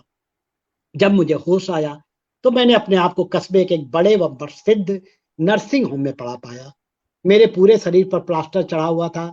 अपने शरीर की दुर्दशा देखकर मेरी आंखों के सामने उस मारपीट की घटना चलचित्र की भांति घूमने लगी थी। सलमान का ध्यान आते ही मैं चीख कर अपने बेड से उठ बैठा था। मेरी चीख सुनकर वार्ड के बाहर खड़े डॉक्टर मेरे पास दौड़ आए थे। उन्होंने मेरे चीखने चिल्लाने और हिलने डुलने पर कड़ा प्रतिबंध लगा दिया था। उस समय मैं शरीर से काफी लाचार था। ऐसा लग रहा था मानो मेरे शरीर में जान ही न बाकी रही हो। मैं काफी देर तक नर्सिंग होम में रहा। काफी दिनों तक मैं नर्सिंग होम में रहा। मोहल्ले व दफ्तर के अनेक लोग मुझे देखने आते रहे, परंतु कभी सलमान या उसके घर का कोई व्यक्ति मुझसे मिलने नहीं आया। इससे मुझे रह रहकर क्रोध भी आ जाता था। मैं मन ही मन सोचता, भला बताओ, सलमान को बचाने के चक्कर में ही मेरी यह दुर्गति हुई और वही मुझसे इस वक्त कन्नी काट रहा है। स्वार्थी कहीं का। बहुत आया बड़ा भाई बनने वाला, कभी मन नहीं मानता तो मैं आने जाने वाले लोगों से सलमान व उसके परिवार के लोगों के बारे में जानने की कोशिश करना चाहता, परंतु चूंकि मुझे हिलने डुलने या किसी से बात करने की सख्त मनाही थी, अतः मेरे मन की बात मन में ही रखी रह जाती और मैं चुपचाप बेड पर करवटें बदलते रह जाता। कभी कभी तो ऐसा लगता जैसे मुझे बाहरी दुनिया से एकदम से काट कर मेरे साथ कोई साजिश रची जा रही हो। इस प्रकार से एक एक दिन गुजरते हुए लगभग 2 महीने बीत गए। इतने दिनों में इतने दिनों तक नर्सिंग होम के पलंग पर पड़े रहने के बाद जब मैं थोड़ा बहुत चलने फिरने लायक हुआ तो मुझे नर्सिंग होम से छुट्टी दे दी गई थी। चलते समय जब मैंने वहां के मुख्य चिकित्सा अधिकारी डॉक्टर मेहता से अपने इलाज पर खर्च हुए पैसों के बारे में जानकारी लेनी चाहिए, तो वह बोले, आप पैसों की चिंता न करें। उस तांगे वाले के घर वालों ने आप दोनों के इलाज के लिए पहले ही 1 लाख रुपए हमारे नर्सिंग होम में जमा कर दिए थे। उन लोगों ने दोनों का इलाज बराबरी से करने का अनुरोध किया था। हमने भी दोनों का इलाज तो एक समान रूप से पूरी मुस्तैदी से किया, परंतु तांगे वाले को बचाने में हम कामयाब न हो सके। इतना कहकर डॉक्टर एक लंबी सांस लेते हुए बोला, ओह, बेचारा अकारण ही मारा गया। पैसा मिला किसी और के पास और जान चली गई उस बेचारे गरीब की। क्या तांगे वाला नहीं बच पाया? डॉक्टर की बातें सुनने के बाद मेरे मुंह से अचानक निकला। अब तक मेरा माथा चकराने लगा था। अपने आप को संयत करते हुए जब मैंने डॉक्टर से सलमान के घर वालों के बारे में पूछताछ की, तो उन्होंने उनके बारे में किसी भी जानकारी से इनकार करते हुए बस यही बताया कि उसके घर वाले जिस दिन तांगे वाले के शव को लेकर यहाँ से गए थे, उसके बाद से कभी कोई इस तरफ आया ही नहीं। यही नहीं, इलाज के बाद जो कुछ रुपए बच गए थे, उन्हें भी लेने कभी उस घर का कोई सदस्य यहाँ नहीं आया। डॉक्टर मेहता से पूरी दास्तान सुनने के बाद मेरा सिर और जोर से फटने लगा। मुझे लगा मैं पागल हो जाऊंगा। मेरा मन एक बार सलमान को देख लेने को व्याकुल हो उठा था, परंतु अब भला किस चौराहे या गली पर वह मुझे मिलता। डॉक्टर मेहता से विदाई लेकर मैं तेजी से सलमान के घर की ओर भागा, परंतु उसके घर पहुंचने पर मुझे निराशा ही हाथ लगी। जीर्ण शीर्ण दरवाजे पर लगा ताला मुझे मुंह चिढ़ाता सा प्रतीत हुआ। उसके खंडहर नुमा घर की दीवारें उसके अतीत की गाथा गाती दिखाई पड़ी। घर के भीतर व बाहर सन्नाटा पसरा हुआ था। मेरे देखते ही देखते मोहल्ले के कई लोग मेरे आजू बाजू इकट्ठे हो गए थे। वह सभी मेरे व सलमान के रिश्तों को भली प्रकार से जानते थे। सलमान के घर से कुछ ही दूरी पर रहने वाले उसके पड़ोसी अच्छन मियाँ के अनुसार मुझे और सलमान को उसके घर वालों ने एक साथ ही नर्सिंग होम में दाखिल कराया था। सलमान जब तक होश में रहा वह सांप को बचा लो की रट ही लगाए रहा था। साबिया की अम्मी ने उसके व साबिया के अब्बू के इलाज के लिए साबिया के ब्याह जमा पूरे 1 लाख रुपए पहले ही दिन नर्सिंग होम में जमा करा दिए थे। उन्हीं रुपयों से दोनों का इलाज चला।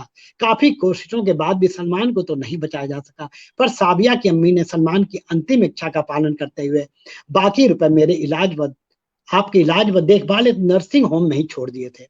अच्छन मियाँ ने एक लंबी सांस लेते हुए बताया कि सलमान के मौत के 2-4 दिनों बाद से ही साबिया पागलों जैसी हरकतें करने लगी थी।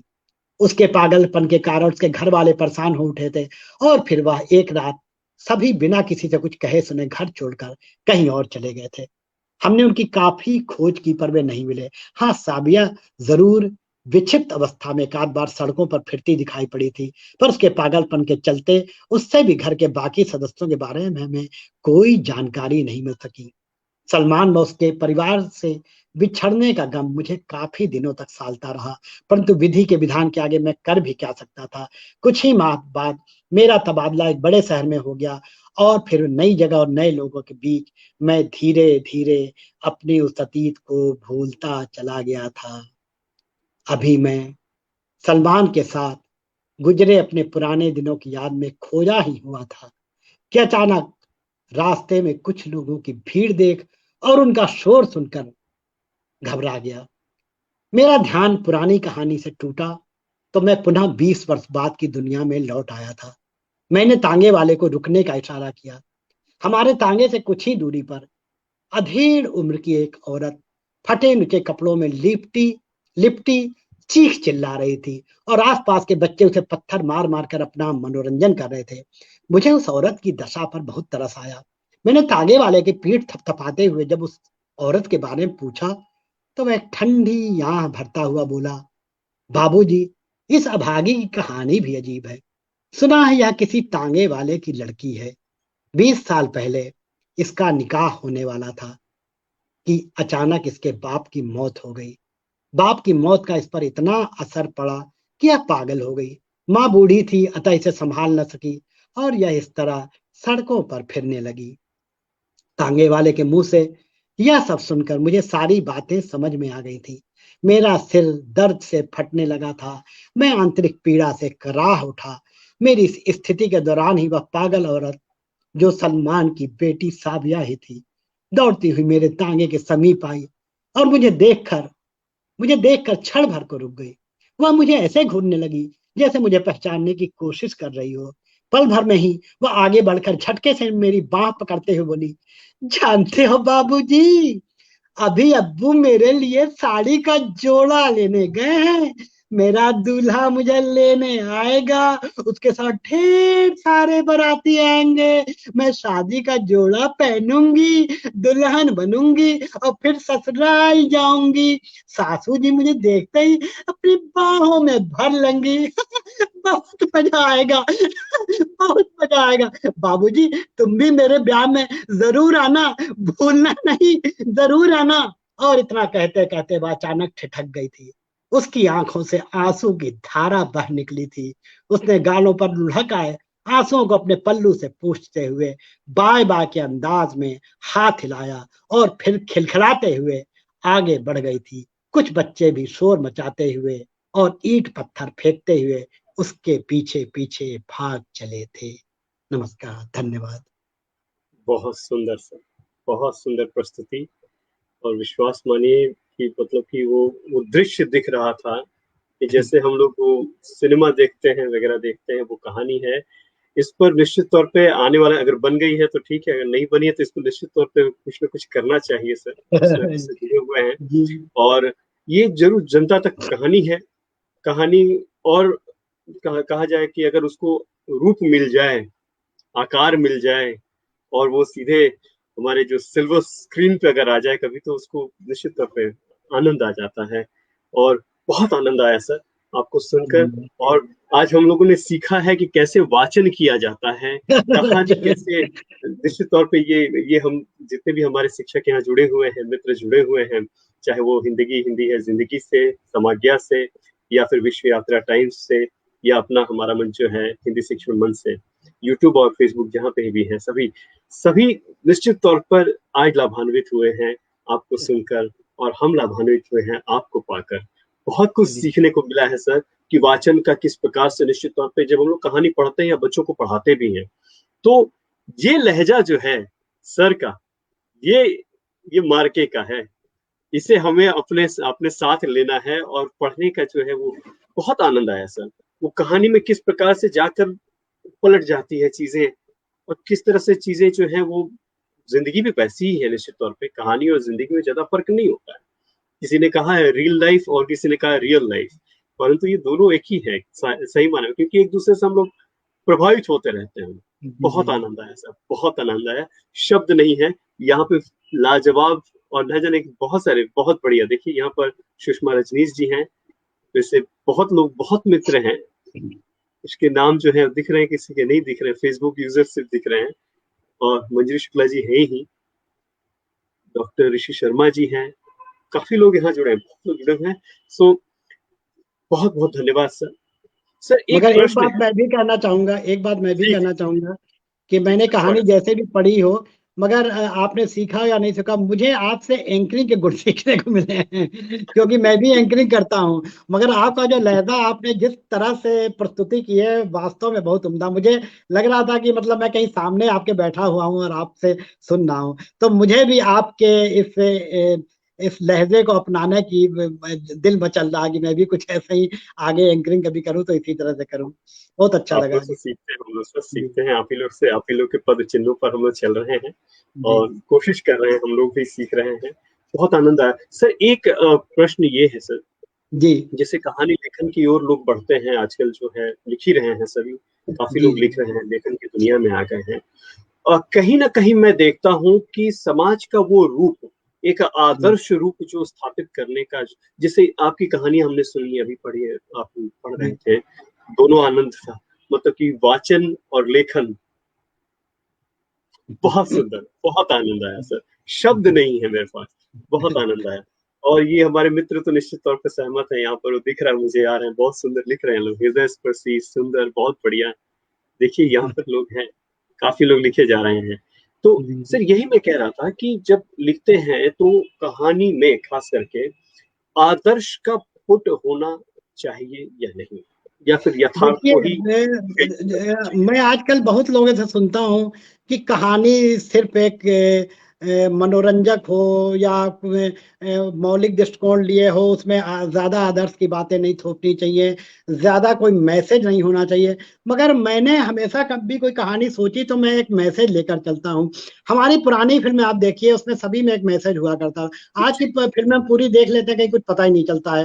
बेशक वो आज के लोगों की पसंद है। अब हम पुरानी फिल्म लगाते हैं, आज से 50 साल 60 साल पुरानी फिल्में देखने का शौक है मुझे। लगाता जी हूँ तो जी। बच्चे मुझे पागल समझते हैं कि ये क्या लगा रखा है आपने, ये काली काली फिल्म देख रहे हो इसमें। मगर मुझे क्योंकि उन कहानियों में 60 70 के दशक में ऐसी सी कहानियां पे फिल्में बनी हैं जो पूरा हॉल रोता रहता था। तो शुरू से ही कुछ हम लोग बचपन में हम थे, हमारे बड़े भाई थे, एक स्वर्गीय बड़े भाई, हम लोगों को कहानी सुनने और सुनाने का बहुत शौक होता था। रात में सोते थे, पिताजी माताजी दादी उदी, पहले ऐसा होता ही था। तो जी हमारे घर में सब टचिंग कहानियां सुनाते थे। जब हम लोग रोने लगते थे तो कहते भैया इसके एंड बदल दो प्लीज, हमें रोना आ रहा। तो भैया उसका एंड बदल देते थे। और जब भैया को लगता था कि इसको और रुलाना है तो उसको और दर्दनाक कहानी बनाते जाते थे, चाहे मम्मी हो चाहे पापा हो। तो तभी से ये जी। लगा। और मैं जब भी चाहे बच्चों की कहानी भी लिखता हूँ, लोग कहते हैं नहीं इतना संदेश नहीं थोपना चाहिए, आदर्शवाद की बातें नहीं। और मुझे लगता है कि हम इन्हीं सब का तो असर होता है। हम लोग पहले हम लोग जो बिल्कुल फिल्में देखते थे लगता था यही काम हम लोग खुद भी करें। तो जब बिल्कुल ऐसी फिल्में ही नहीं देखेंगे तो हमारे कहाँ विचार आएंगे। हम आज फूहड़ विचार की फिल्में देखें या ये बिल्कुल। हो हल्ला हुड़दंगी, तो वैसा ही हमारा मन भी बनेगा। तो मेरा मानना तो हम्म, यही है, हालांकि बहुत लोग इससे सहमत नहीं होते और शायद न हम्म, हो, कि बस सिर्फ हल्की फुल्की चीजें होनी चाहिए। मगर मुझे लगता है कि हल्की फुल्की जरूर हो, पर कोई मैसेज जरूर हो, और उसमें एक आदर्श जरूर हो, जिससे हमारी पीढ़ी को कहानी पढ़ के ही तुम लोग सीखते। कहते हैं साहित्य समाज का आईना होता है, तो तभी तो हम बिल्कुल जानेंगे पढ़ेंगे। अब हम कहानी बिल्कुल। पढ़ते हैं तो हमें भी लगता है कि नहीं ऐसा होना चाहिए।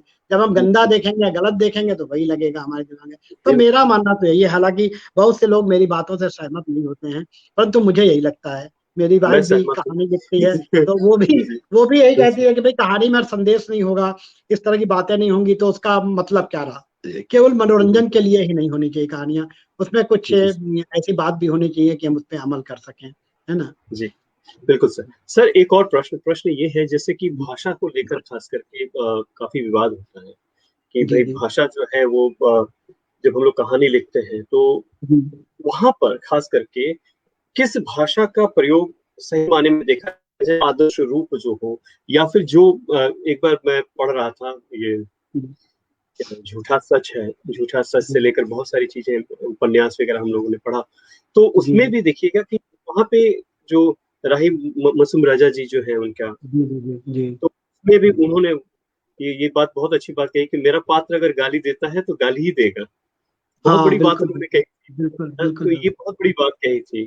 तो जी कहानी निश्चित तौर पे उनके पात्रों के ऊपर है, पात्र जी जी को निर्मित करना, खास जी करके वो खाका जो है उसको तैयार जी करने के पीछे कौन कौन सी भूमिकाएं होती हैं, या फिर कौन कौन सी चीजें होती हैं जिसको हमें ध्यान में रखना चाहिए जब देखिए, कहानी सबसे को। बड़ी बात तो बहुत से लोग आज भी देखते हैं कि अब वो जमाने लट गए कि सूरज पूरब से निकल रहा था, बैलगाड़ी चली जा रही थी, ये आवाज, जी, इतनी कल्पनाओं की अब जरूरत नहीं रहती। अब टू द पॉइंट बात करने की टू द मुझे लगता पॉइंट। है जरूरत जी, होती है, क्योंकि इतना किसी को अब आजकल कहानी कोई पढ़ता भी नहीं है। उपन्यास तो बहुत पहले हम लोग उपन्यास लेके पढ़ते थे, पूरी पूरी सभा चट कर जाते थे 2 2 3 3 घंटे जी, में। अब तो जी, एक उपन्यास या कहानी भी लेके बैठते हैं तो 4 दिन में पूरी होती है, और जब अगले जी, दिन पन्ना पलटते हैं तो भूल जाते हैं कि कल क्या पढ़ा था। तो और दूसरी चीज, भाषा बहुत सरल सहज और आम बोलचाल की भाषा होनी चाहिए। हम बिल्कुल। राजभाषा विभाग में रहे हैं, वहाँ प्रभारी रहे हैं, तो वहाँ जी, हमने भी ये परिपाटी डाली। बहुत से लोग हिंदी में सोचते थे कि हिंदी में हमारी स्मारका निकलती थी तो सोचते थे क्लिष्ट शब्द डालो तो लगेगा हम हिंदी वाले हैं, पर ऐसा मुझे नहीं लगता। मैं उनको कहता था जी, कि आप सरल से सरल शब्द डालिए, बोलचाल की, और उसमें कोई बंदिश नहीं है कि आप कौन जी, सा शब्द प्रयोग कर रहे हैं, हिंदी का नहीं हो, संस्कृत का, उर्दू का, समझ में आना चाहिए। तो यही मैं आज भी, बहुत से हमारे पास कहानियां आती छपने को, उसमें बहुत वर्णनात्मक रहता है, या बहुत से क्लिष्ट शब्द, ऐसे ऐसे शब्द होते हैं जो मुझे लगता है कि आजकल के बच्चे समझ ही नहीं पाएंगे, तो थोड़ा सा बिल्कुल। बोझिलता होती है। अब हमने भी हम्म, जो दोनों कहानी पढ़ी, इसमें शायद ही कोई शब्द ऐसा हो जो जी, ना समझ समझ में में ना आया आए हो। किसी को। हाँ, बिल्कुल, मगर बिल्कुल। अक्सर कई बार ऐसा होता है कि कुछ कहानी आती है, मुझे भी डिक्शनरी का सहारा लेना पड़ता है कि ये शब्द लिया है, गलत तो नहीं है, मैं कंफर्म होना हम्म, चाहता हूँ, फिर लेखक से पूछता हूँ कि मैं, क्योंकि देखिए कहानी कोई गजल नहीं है, या कोई ऐसा गीत नहीं है जिसमें हम बहुत प्रयोग करते रहें। ठीक है, बिल्कुल, कहानी सहज भाषा में प्रवाह मान रहे, तो उसका असर बिल्कुल, होता है पाठकों पर भी, सुनने वालों पर भी। और बिल्कुल, अगर हम उसको बोझिल बना देंगे बहुत ज्यादा, हम उसमें डिटेल में चले जाएंगे तो उतना आनंद नहीं आता है। तो मेरा बिल्कुल। तो यही मानना है कि सरल सहज हो, और एक प्रवाह हो उसमें बना रहे, जिससे सुनने में भी आनंद आए। नहीं तो आजकल कहानियां लंबी लंबी लिखते हैं, और इतनी लंबी कहानियां लिखी जाए उसमें कुछ मन ही ना लगेगा तो जी, पढ़ेगा कौन, सुनेगा कौन? बंधा नहीं तो फिर सधा नहीं, वो भी है जी बिल्कुल निश्चित तौर बिल्कुल, पे। जी जी। बिल्कुल। सर एक और अब है इसमें, ये प्रश्न है, ये आखिरी प्रश्न, और उसके बाद हम आपको जाने देंगे आज के लिए, जी जी क्योंकि आपको जी जी सुनना है हमें। और जी जी सर जी प्रश्न ये है कि आजकल अंग्रेजी शब्दों का भी प्रयोग हम लोग धड़ल्ले से करते हैं, जी जी जी जब कहानी लिखे या फिर कोई और भी हो, तो वहां जी पर जी जी क्या ये सही है, या हिंदी के लिए सही है, या फिर भाषा कहा, निश्चित तौर पे भाषा को कहा जाता है कि वो तो चलती चलती है ना, वो जी जी। चलेगी हाँ, और अपने साथ लेते भी चलेगी। बिल्कुल तो बिल्कुल ये बिल्कुल। सही है, या फिर तो इसे किस रूप में देखा जा सकता है सर? देखिए, यहाँ भी मैं एक अपने कार्यालय का जिक्र करना चाहूंगा कि हमने लोग कहते थे कि हिंदी बड़ा कठिन है, कई शब्द नहीं समझ में आते हैं, तो हम प्रयोग करने में हमें हिचक होती है। तो मैंने एक नया वहाँ प्रयोग किया था। हम लोग जब कोई दस्तावेज अनुवाद करते थे, और हिंदी का कोई कठिन शब्द होता था, उसके ब्रैकेट में हम लोग उसका अंग्रेजी भी लिख देते थे, और वो दो अच्छा। चार बार लिखते थे, ये नहीं कि हम बार बार अंग्रेजी लिखते जाएंगे।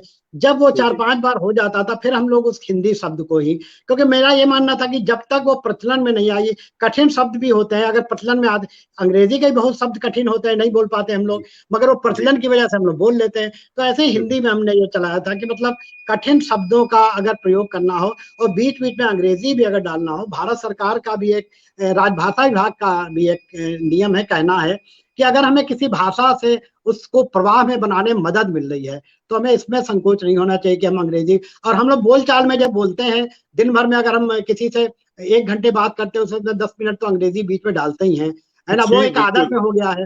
तो आदत हो अगर गई। हम उस जी, आदत को, अगर हम उसको जबरदस्ती अनुवाद करके कहानी में डालेंगे तो वो नाटकीयता हो जाएगी, है ना। हम बिल्कुल। सहज जो बात कर रहे हैं, तो जो शब्द ऐसे हैं जो बिल्कुल रच बस गए हैं, तो उसको जबरदस्ती अनुवाद करने की या हिंदी में ढालने की कोशिश करेंगे तो थोड़ा हास्यास्पद भी हो जाता है।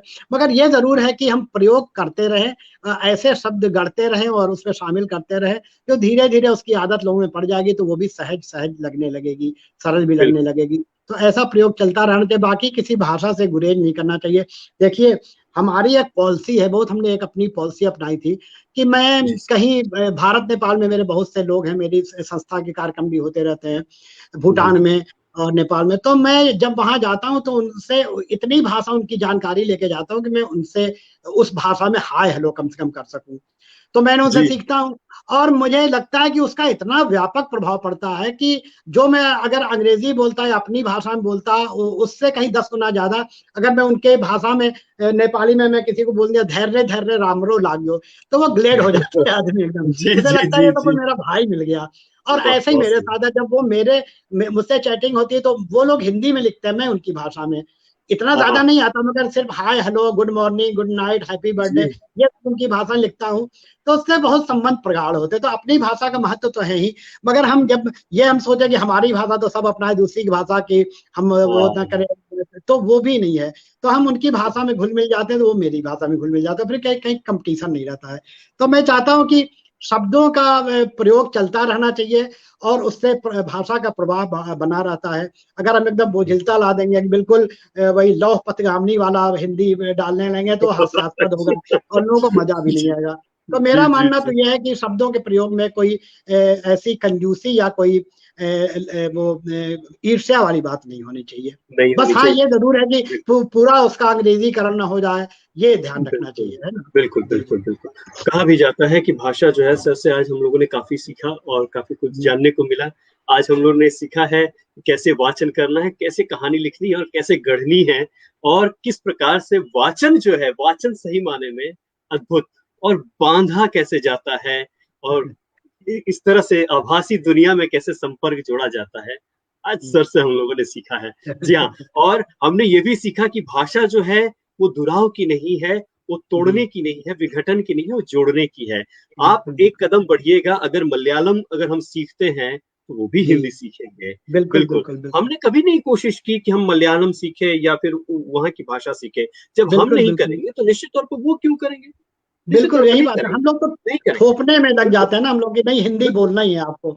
हम नहीं उनको नहीं, प्यार सच में करेंगे, वो हमें प्यार करेंगे, वो हमारी बिल्कुल। भाषा को उतनी तवज्जो देंगे, है संस्कृति ना। और भाषा आदान जी, प्रदान की चीज है, और जब बिल्कुल तक हम बिल्कुल। लोग आपस में नहीं बांटेंगे, नहीं मिलेंगे जुलेंगे, निश्चित तौर पे जब एक व्यक्ति दूसरे व्यक्ति से मिलता है तभी बहुत कुछ सीखता है, आदान बिल्कुल प्रदान बिल्कुल। करता है। आज एक प्लेट में देखिएगा शादी विवाह में, वहां पे चाउमीन भी है, बर्गर भी है, सब कुछ जी है जी ना, जी ढोकला भी मिलेगा।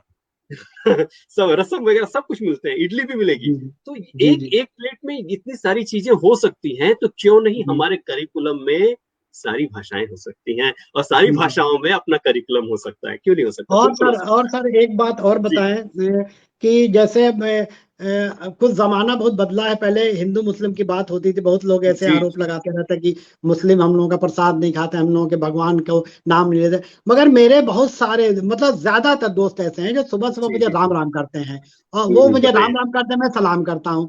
तो ये बिल्कुल कल्चर एक दूसरे को इज्जत देने से ही मिलती है ना। अगर हम बिल्कुल। अड़ जाए, वो सोचे कि हम राम राम क्यों कहें, ये सलाम क्यों कहें, या जी खुदा हाफिज क्यों बिल्कुल कहें। ऐसे ही किसी भी प्रांत में हम जाते हैं तो हम दो चार शब्द जरूर सीख के जाते हैं, चाहे उल्टा पुल्टा ही बोले।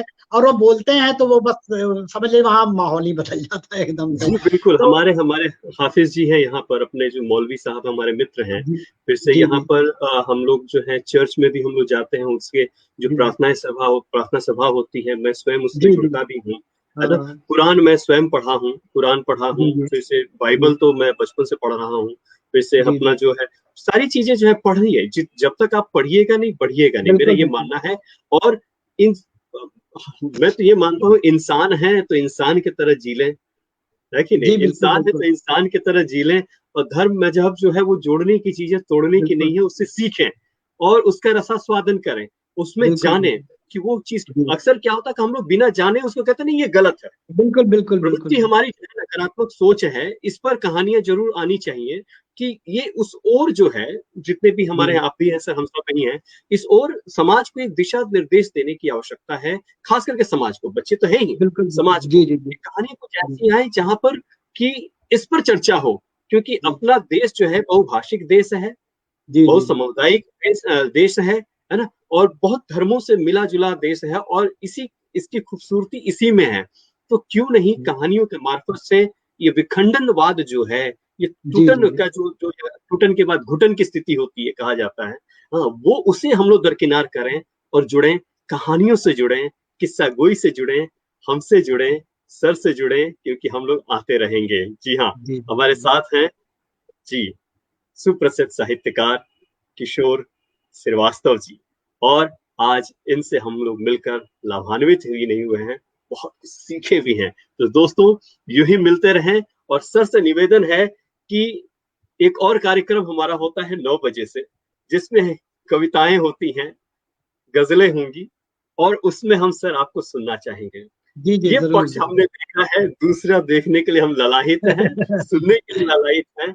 आप समय जी निर्धारित कीजिए, हम हाजिर हैं, ये मंच हाजिर है। हिंदी जी हिंदी है जिंदगी, हिंदी शिक्षण मंच, समाज्ञा और अपना जो है विश्व यात्रा टाइम्स जो है, हम सभी हैं तैयार। और इसके जितने भी साथी हमारे शिक्षक हैं, शिक्षक कवि जितने भी लोग हैं, सभी देश विदेश हिंदी की सेवा हो रही है, दिल से हो रही है। और इसीलिए किस्सा गोई में हम सभी जुड़े हैं। आप सभी को नमन, पुनः नमन सर, आपको चरण वंदन आपका। नमस्कार नमस्कार बहुत नमस्कार। आनंदित हुए आज आपको एक सुनकर। हाथ में जी मोबाइल हाँ, है, इसलिए एक ही हाथ से सलाम कर रहा हूँ मैं। बिल्कुल, जी हाँ, जी दिल से दिल मिले वो बहुत बड़ी बात जी है, जी जी, बिल्कुल सर। शुक्रिया जी, और शुक्रिया बहुत। साथ रहें और हिंदुस्तान की सदैव जय बोलें। और जी सही माने में देखा जाए कि अपनी जो पहचान है, वो हमारी जो पहचान है, वो संस्कृति जो है, उसको जी जी बना कर रखें, मिल के जी रहें, जी, टुटन की नहीं, घुटन की नहीं। आइए मिलन की गीत हम लोग गाएं, क्योंकि बिल्कुल अब देश को आवश्यकता इसी की है। जी हाँ बिल्कुल जी। दोस्तों, चाहे वो करिकुलम हो, चाहे देश हो, चाहे पूरा विश्व हो, परिवार की तरह रहना है। नमस्कार, फिर होगी बस मुलाकात आप सभी से किस्सा गोई में। सर हमारे साथ पुनः जुड़ेंगे, तब तक के लिए हमें इजाजत दीजिए। नमस्कार। नमस्कार सर, नमस्कार। चरण वंदन आपको। नमस्कार।